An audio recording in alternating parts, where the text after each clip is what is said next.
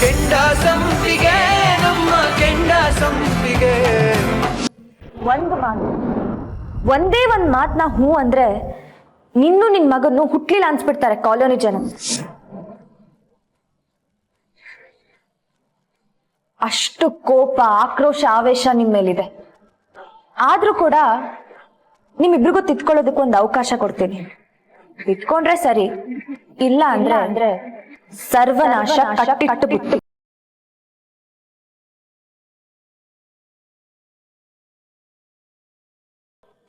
ಸಾಹೇಬ್ರೆ, ನನ್ನನ್ನು ಕ್ಷಮಿಸ್ಬಿಡಿ. ನನಗೆಷ್ಟೇ ಕಷ್ಟ ಕೊಟ್ರು ಅದನ್ನ ನಾನು ಸಹಿಸ್ಕೋತೀನಿ. ಆದ್ರೆ ನನ್ನೋರ್ ವಿಷಯಕ್ಕೆ ಬಂದ್ರೆ ನನಗದ್ ನೋಡ್ತಾ ಸುಮ್ಮನಿರೋದಕ್ಕಾಗಲ್ಲ.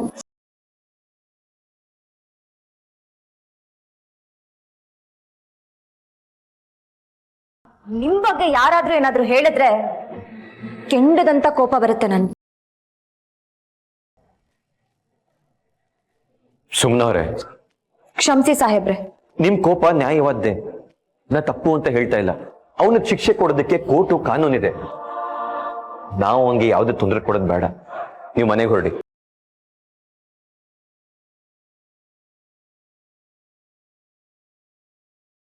ಮನೆಗೆ ಹೊರಡಿ ಸುಮ್ಮನವ್ರೆ.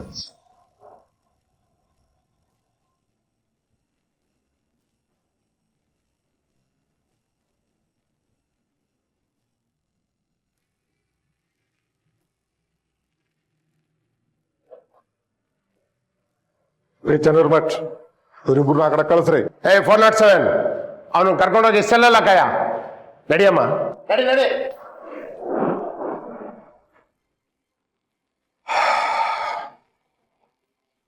ತೀರ್ಥ, ನನ್ನ ನಿಜಕ್ಕೂ ಹೆಮ್ಮೆ ಅನ್ನಿಸ್ತಾ ಇದೆ.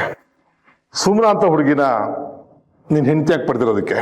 ಅವಳು ಸುಮ್ಮನೆ ಇದ್ರೆ ಲಕ್ಷ್ಮಿ, ಕೆರಳಿದ್ರೆ ಕಾಳಿ. ಸಾಹೇಬ್ರು ಓಡಾಡೋ ಜಾಗದಲ್ಲಿ ನೀನ್ ನೆರಳು ಕಂಡ್ರು ಅವತ್ತಿಗೆ ನೀನ್ ಆಯ್ತು ಮುಗಿತೋನಿಕೋ.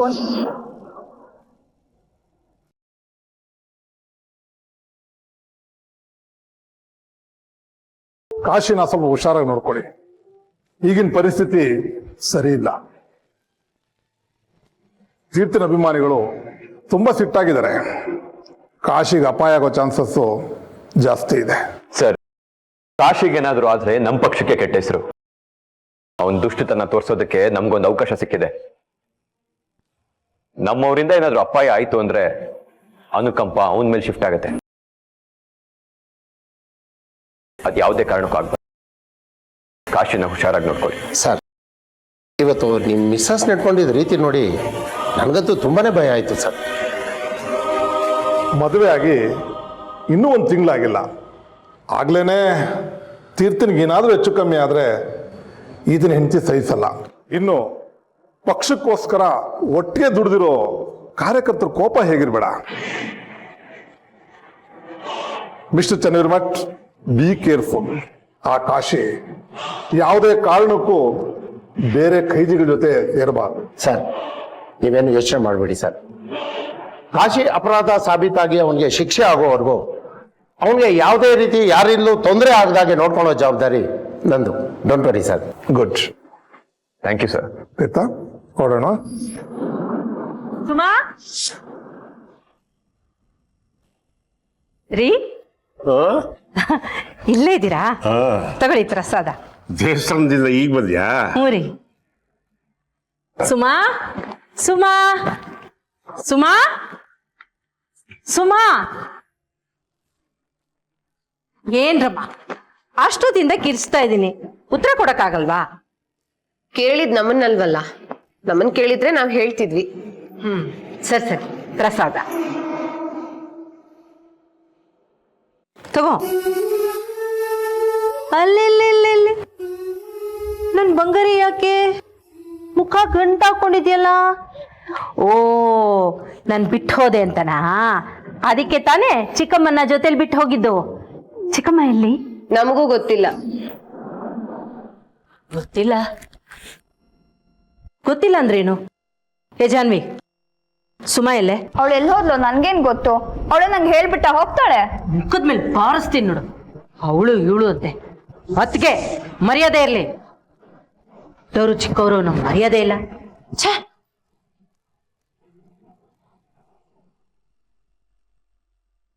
ಸುಮಾ ಸುಮಾ, ಯಾಕೆ ಆಟ ಆಡಿಸ್ತಾ ಇದೀಯ? ಎಲ್ಲಿದ್ಯಾ? ಅಜ್ಜಿ, ಯಾಕೋ ಪುಟ, ಯಾಕೆ ಅಳ್ತಿದ್ಯಾ? ಏನಾಯ್ತು? ಮುಗೀತು ಕತೆ. ಇನ್ನೇನೇನಾಗುತ್ತೋ ನೋಡ್ಬೇಕು. ಏನದು? ಏನ್ ಮುಗೀತು? ಅಜ್ಜಿ, ಇವರೆಲ್ಲ ಸೇರಿ ಚಿಕ್ಕಮ್ಮನ್ನ ಮನೆಯಿಂದ ಹೊರಗೆ ಹಾಕಿದ್ರು.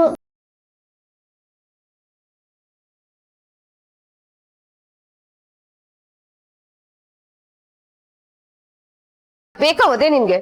ಹೋಗ್ಲಿ. ಏನ್ ಹೇಳ್ತಿದ್ಯಾ ಪುಟಿ? ನಿಜನಾ? ಅದು ಅವಳಿಗೆ ಈ ಮನೇಲಿರೋ ಋಣ ಇರ್ಲಿಲ್ಲ, ಅದಕ್ಕೆ ಹೊರಟದ್ಲು. ಅದಕ್ಕೆ ಯಾಕೆ ತಲೆ ಕೆಡ್ಸ್ಕೊಂತೀಯ?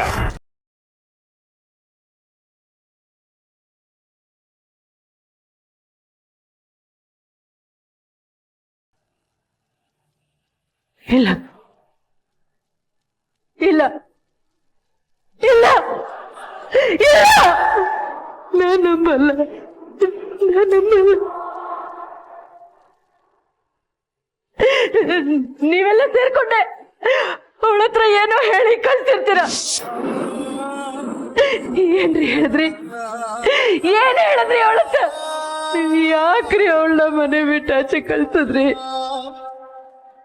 ನಂಗೆ ಗೊತ್ತಿತ್ತು ರೀ, ನಾನ್ ಮನೇಲಿ ಇಲ್ದಿದ್ದಾಗ ಈ ತರ ಏನಾದ್ರೂ ಆಗತ್ತೆ ಅಂತ ನನಗೆ ಚೆನ್ನಾಗಿ ಗೊತ್ತಿತ್ತು. ಅದಕ್ಕೆ ನನ್ ಜೊತೆ ಬಂದ್ಬಿಡಮ್ಮ ಬಂದ್ಬಿಡಮ್ಮ ಅಂತ ಕೇಳ್ದೆ. ಅವಳು ಬರ್ಲೇ ಇಲ್ಲ, ಅವಳು ಬರ್ಲೇ ಇಲ್ಲ.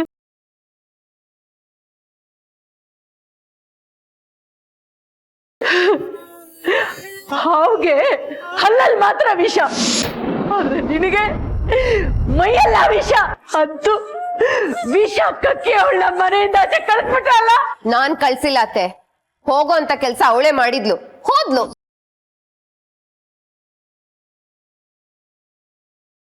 ಅವಳೇನ್ ಪರ್ಮನೆಂಟ್ ಆಗಿ ಇಲ್ಲಿರೋದಕ್ ಬಂದಿರ್ಲಿಲ್ವಲ್ಲ, ಇವತ್ತಲ್ಲ ನಾಳೆ ಹೋಗ್ಬೇಕಿತ್ತು, ನೆನ್ನೆನೆ ಹೋದ್ಲು. ನೀನ್ ಚೆನ್ನಾಗಿರಲ್ಲ, ನಿನ್ ದೇವರಾಣೆ ಚೆನ್ನಾಗಿರಲ್ಲ, ಚೆನ್ನಾಗಿರಲ್ಲ ಕಡೆ ನೀನು. ಅಮ್ಮ, ವಿಷಯ ಏನು ಅಂತ ಗೊತ್ತಿದ್ದೆ ಸುಮ್ಮನೆ ಅನ್ಯಾಯವಾಗಿ ಏನೇನೋ ಮಾತಾಡ್ಬೇಡ ನೀನು. ಏನಂದೆ ನೀನು? ಚಿಕ್ಕ ಪೊರೆಯಲ್ಲಿ ದೊಡ್ಡ ಮಾತಾಡ್ತೀಯ.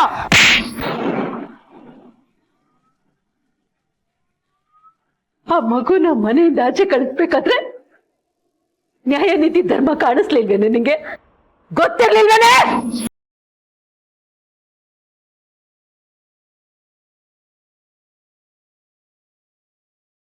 ನೀವೇ ತಾನೇ ಮನೆ ಬಿಟ್ಟು ಆಚೆ ಕಳ್ಸಿದ್ದು.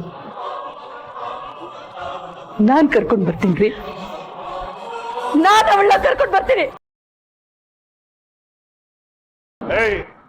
ಅವಳಿಂದಾಗಿ ನಮ್ಮ ತೀರ್ಥನ ಜೀವಕ್ಕೆ ಆಪತ್ತು ಬಂದಿತ್ತು, ಗೊತ್ತೇನೆ ನಿನ್ಗೆ?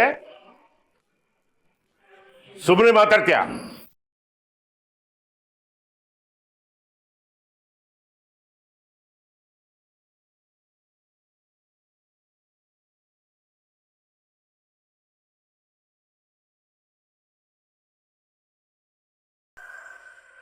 ನೀನ್ ತಿಳ್ಕೊಂಡಿರೋದೆಲ್ಲ ಸುಳ್ಳು, ಇದೇ ಸತ್ಯವಾಗಿ ನಡೆದ ವಿಷಯ. ಏನ್ರಿ ಹೇಳ್ತಾ ಇದ್ದೀರಾ ನೀವು? ಅವನ್ ಯಾವನೋ ಪಾಪಿ, ಅವನ್ ಮಾತನ್ನ ನಂಬ್ತೀರಾ? ನಮ್ ಸುಮನ್ ಮಾತ್ ನಂಬಲ್ವಾ?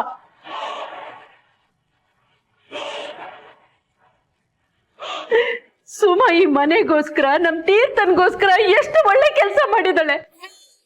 ಅದೆಲ್ಲ ನಿಮ್ ಕಣ್ಣಿಗೆ ಕಾಣಿಸ್ಲಿಲ್ವಾ? ಅದೆಲ್ಲ ನೆನ್ಪಾಗ್ಲಿಲ್ವೇನ್ರಿ ನಿಮ್ಗೆ? ಇದೊಳ್ಳೆ ಕತೆ ಆಯ್ತು ಅತ್ತೆ.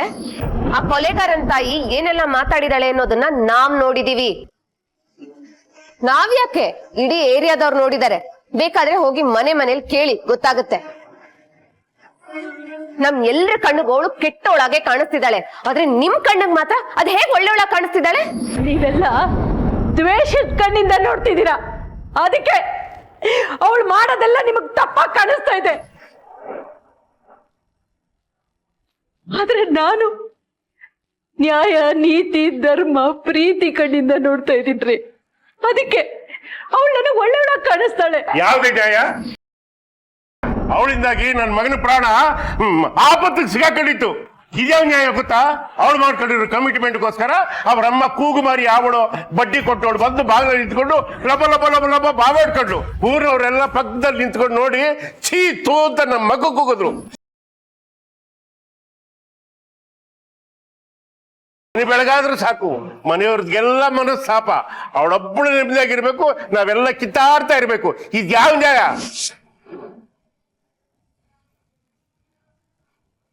ಪದ್ಮಾ, ಕೊನೆದಾಗ ನಿನ್ಗೆ ಹೇಳ್ತಾ ಇದ್ದೀನಿ, ಅವಳು ಈ ಮನೆ ಬಿಟ್ಟು ಹೋಗಾಯ್ತು, ಮತ್ತೀ ಮನೆಗೆ ಬರಕ್ ಕೊಡುದು ಹುಚ್ಚಾರ್. ಇಲ್ಲ ರೀ, ಅವಳು ನನ್ ಸೊಸೆ. ನಾನು ಅವಳನ್ನ ಕರ್ಕೊಂಡ್ ಬರ್ತೀನಿ. ಅವಳು ಈ ಮನೇಲೆ ಇರ್ತಾಳೆ. ಕರ್ಕೊಂಬರ್ತ್ಯಾ? ಆಯ್ತು, ಹಂಗಿದ್ರೆ ನಂದು ಒಂದು ತೀರ್ಮಾನ ಕೇಳೇ ಬಿಡು. ಹೇಳ್ಬಿಡ್ತೀನಿ, ಅವಳೇನಾದ್ರೂ ಈ ಮನೆಗೆ ಕಾಲಿಟ್ಟು ತಟ್ಟಿದ್ದಾಳೆ, ನಾನು ಮನೆಯಿಂದ ಆಚೆ ಹೋಗ್ಬಿಡ್ತೀನಿ.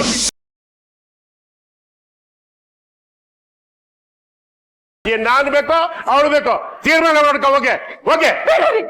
ಬೇಡ, ನೀವು ದೊಡ್ಡ ತಪ್ಪು ಮಾಡ್ತಿದ್ದೀರಾ, ತುಂಬಾ ಅನ್ಯಾಯ ಮಾಡ್ತಾ ಇದ್ದೀರಾ ರೀ. ಇದ್ರಲ್ಲಿ 2 ಮುಗ್ಧ ಜೀವ ಇದೆ ರೀ. ಅನ್ಯಾಯವಾಗ ಜೀವಗಳ ಜೀವನನ ಹಾಳು ಮಾಡ್ಬಿಡ್ಬೇಕಿದೆ. ನಿಮ್ ದಮ್ಮಯ್ಯ ಆಗ್ತದೆ, ದಯವಿಟ್ಟು ನಿಮ್ ನಿರ್ಧಾರ ಬದಲಾಯಿಸ್ಕೊಳ್ಳಿ.